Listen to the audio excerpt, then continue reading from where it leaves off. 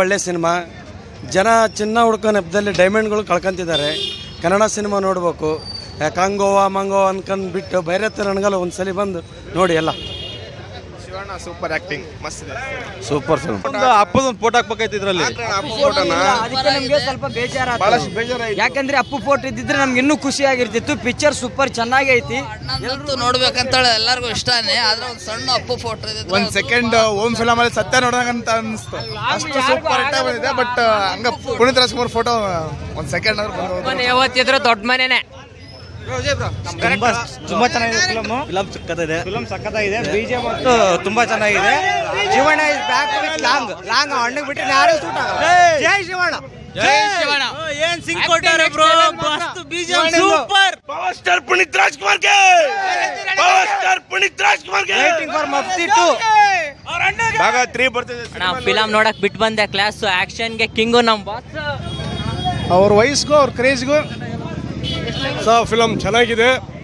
ಇವತ್ತು ನಮ್ಮ ರಾಜ್ಯದಲ್ಲಿ ನಡೀತಿರುವ ಯಾವ್ಯಾವ ಡಿಪಾರ್ಟ್ಮೆಂಟ್ಗಳು, ಸರ್ಕಾರಿ ಡಿಪಾರ್ಟ್ಮೆಂಟ್ಗಳಲ್ಲಿ ನಮ್ಮಂಥ ಬಡವರು ಹೋದಾಗ ಏನು ಕೆಲಸ ಆಗೋದಿಲ್ವೋ ಅದನ್ನು ಮೆಟ್ಟಿ ನಿಂತು ನಮಗೆ ಜನ ನಮ್ಮ ಮಣ್ಣು ನಮ್ಮ ಕನ್ನಡ ಅಂತ ಹೋರಾಟ ಮಾಡುವ ಮೂಲಕ ನಮ್ಮ ಶಿವಣ್ಣನವರು ಈ ಬೈರತಿ ರಣಗಳಲ್ಲಿ ಇಡೀ ನಮ್ಮ ಜನಾಂಗಕ್ಕೆ ಮತ್ತು ಅಭಿಮಾನಿಗಳಿಗೆ ಖುಷಿ ತಂದು ಕೊಟ್ಟಿದ್ದಾರೆ. 100 days ಓಡೇ ಓಡುತ್ತೀರ. ತಿಪ್ಪೇಸ್ವಾಮಿ ಮಾತಾಡ್ತಾರ ಅಭಿಮಾನಿ. ಶಿವಣ್ಣ ಅಂತಂದರೆ ಒಂದು ಪ್ರೀತಿ, ಒಂದು ಏನೋ ರಾಜವಂಶ, ನಮ್ದು ಅಭಿಮಾನ.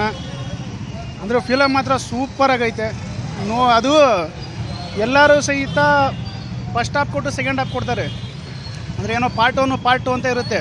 ಇವ್ರು ಹಂಗಲ್ಲ, ಇದು ತೋರಿಸಿರೋದೇ ಫಸ್ಟು ಪಾರ್ಟ್ 2 ತೋರಿಸ್ಬಿಟ್ಟು ಈ ಪಾರ್ಟ್ 1 ತೋರಿಸಿದ್ದಾರೆ. ಫಿಲಮ್ ಮಾತ್ರ ಸಕ್ಕತ್ತಾಗೈತೆ. ಸೂಪರ್ ಆಗಿದೆ ಸರ್ ಮೂವಿ. ಎರಡನೇ ಭಾಗನೂ ಅಷ್ಟೇ ಕ್ಲಿಯರ್ ಆಗಿ ಮಾಡಿದ್ದಾರೆ ಸರ್ ಅವರು. ಫಸ್ಟ್ನೇ ಭಾಗ ಹೇಗಿತ್ತು ಅದಕ್ಕೆ ತಕ್ಕನಂಗೆ ಎರಡನೇ ಭಾಗನೂ ಹಂಗೆ ಚೆನ್ನಾಗಿ ಮಾಡಿದೆ ಸರ್. ಚೆನ್ನಾಗಿದೆ ಸರ್, ಚೆನ್ನಾಗಿದೆ ಸರ್, ಭಾಳ ಸೂಪರ್ ಆಗಿದೆ, ಭಾಳ ಚೆನ್ನಾಗಿದೆ. ಸೂಪರ್ ಆಯ್ತಣ. ಪವರ್ ಆಫ್ ಲಾ ಏನಂತ ಗೊತ್ತಾಗ್ತಿಲ್ಲ ಆ ಬಗ್ಗೆ ಎಲ್ಲ. ಚೆನ್ನಾಗಿದೆ ಸರ್, ಚೆನ್ನಾಗಿದೆ, ಸೂಪರ್ ಆಗಿದೆ ಸರ್. ಫಿಲಮ್ ಮಾತ್ರ ಸೂಪರ್ ಆಗಿದೆ. ಏನಂದರೆ ಶಿವಣ್ಣ ಬರೀ ಲುಕ್ಕಲ್ಲೇ ಸಾಕು, ಲುಕ್ಕಲ್ಲೇ ಫುಲ್ ಫಿಲಮ್ ತೆಗ್ದಾಕ್ಬಿಟ್ಟಿದ್ದಾರೆ. ಏನಂದರೆ ಈಗ ಇನ್ನೊಂದು ಶಿವಣ್ಣ ತಿಂಡಿಗೆ ಏನು ತಿಂತಾರೆ, ಇಷ್ಟು ಎನರ್ಜೆಟಿಕ್ ಆಗಿದ್ದಾರೆ ಅಂದರೆ 1000 ಅಲ್ಲು ಅರ್ಜುನ್ 2000 ತಳಪತಿ ವಿಜಯ್ ತಿಂದೇ ಹಿಂಗಿರೋದವರು. ರುಕ್ಮಿಣಿ ವಸಂತ್ ಅವ್ರ ಬಗ್ಗೆ ಒಂದು ಹೇಳಬೇಕು. ನಂದಿನಿ ಡೈರಿಲಿ ಸಿಗುತ್ತೆ ಹಾಲು, ರುಕ್ಮಿಣಿ ಫಿಲಮ್ ನೋಡಿದ್ಮೇಲೆ ನನ್ನ ಪಾಲು. ತುಂಬ ಭಾಳ ಅಂದರೆ ಭಾಳ ಖುಷಿಯಾಗೈತಿ. ಕಣ್ಣಲ್ಲೇ ಆ್ಯಕ್ಟಿಂಗ್ ಮಾಡಿ ಅಭಿಮಾನಿಗಳ ಮೆಚ್ಚ ಶಕ್ತಿ ಇರ್ತಕ್ಕಂಥ ಶಿವರಾಜ್ಕುಮಾರ್ ಒಬ್ಬರಿಗೆ ಕುಟುಂಬ ಸಮೇತರಾಗಿ ಬಂದು ಈ ಸಿನಿಮಾನ ನೀವು ಸಂಭ್ರಮಿಸ್ಕೊಂಡು ಹೋಗ್ತೀರಾ. ಬರೀ ನಿಮ್ಮ ಎಂಟರ್ಟೈನ್ಮೆಂಟ್ ಅಂತಲ್ಲ, ಸಂಭ್ರಮಿಸ್ಕೊಂಡು ಹೋಗ್ತೀರಾ. ಆ ಥರದ ಮೂವಿ ಎಲ್ಲ ದಯಮಾಡಿ ಎಲ್ಲ ಥಿಯೇಟ್ರಿಗೆ ಬಂದು ಸಿನಿಮಾ ನೋಡ್ರಿ. ಬ್ರದರ್, ನನ್ನ ಪ್ರಕಾರ ಸಿನಿಮಾದಲ್ಲಿ ತಿಳ್ಕೊಬೋದಂಥ ವಿಚಾರ ಅನೇಕ ಅದಾವೆ. ಅಣ್ಣ ತಂಗಿ ಬಂದಿತ್ತು, ನಿಮಗೆ ಇಂಟರ್ವ್ಯೂಗಿಂತ ಮುಂಚೆ ಆ ಥರ ನಿಮಗೆ ಕಣ್ಣಲ್ಲಿ ನೀರು ಬರುತ್ತೆ ಅಂತಂದರೆ ಒಂದು ಪುಟ್ಟ ಮಗು ಬಂದು ಅಳಿಸೋಗ್ಬಿಡ್ತದೆ ನಿಮ್ಮನ್ನು.